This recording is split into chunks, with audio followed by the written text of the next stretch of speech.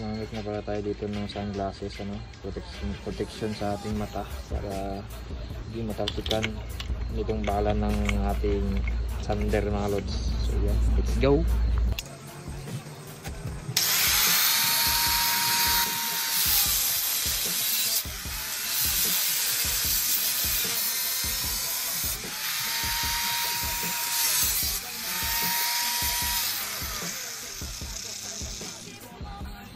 Yun mga lods, na putol na natin. So ayan, ang laki ang bunganga ng kanyang lambot. So yung screen na gamit mga lods, so ayan yung fiber na ginamit dito ay napakapangit mga lods. Yung pino mas maganda pag ito yung fiber na gagamitin mga lods. So ito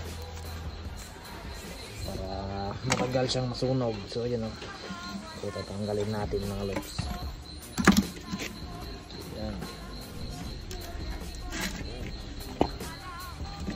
Screen.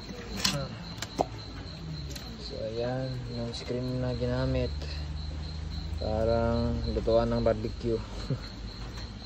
So ayan, tanggalan natin yun. So yun mga lods, so kung itong fiber ay napaka tati mga lods so yun tatanggalin muna natin to mga lods.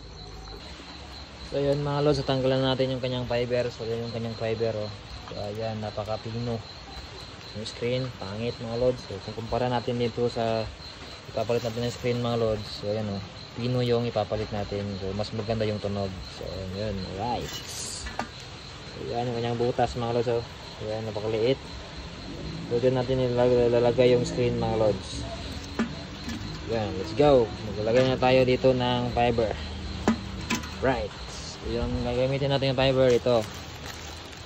Yan, let's go. So yan, nagsimulan ko na pala na lagyan ng fiber mga lods. So yan yung screen, yan yung fiber nandun na. So ito yung yung fiber.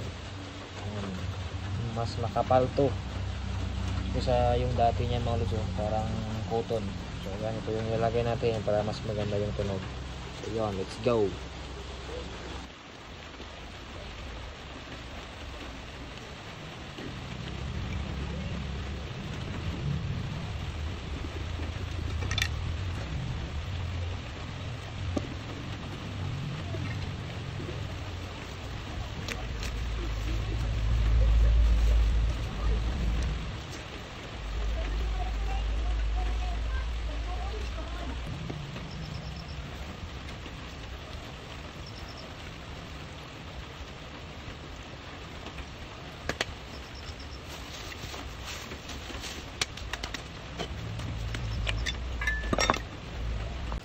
So yun mga lods, sinubos natin yung tatlong fiber na nakapak so ayan.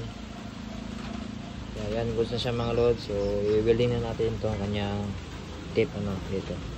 So kanya. Right, so yun mga lods, let's go.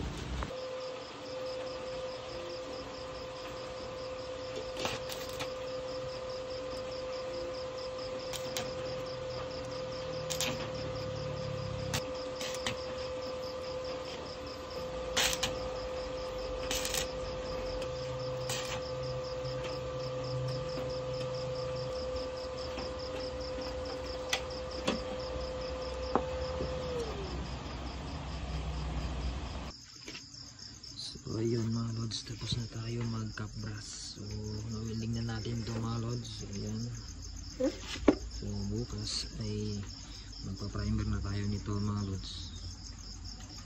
So yan, ito para gawin nating GBT inspire yung tambutso ng tropa natin mga lods. So yan,